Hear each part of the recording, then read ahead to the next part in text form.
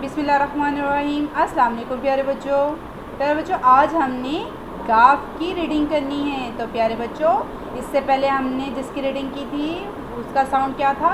काफ, क्योंकि उसकी एक डंडी थी और इसकी दो डंडियां हैं, एक और दो, तो ये क्या बना? गाफ। इसका साउंड है गाफ, दो डंडियों वाले का साउंड गाफ है। गाफ से गुलाब, गाफ से गाय, गाफ से गुलाब, गाफ से गाय। इसी तरह गाफ से और भी बहुत कुछ बनता है, जैसे कि गाफ गाजर, ठीक है, और गाफ से गेंद, ठीक है बेटा।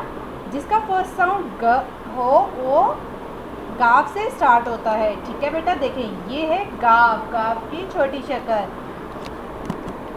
ठीक है।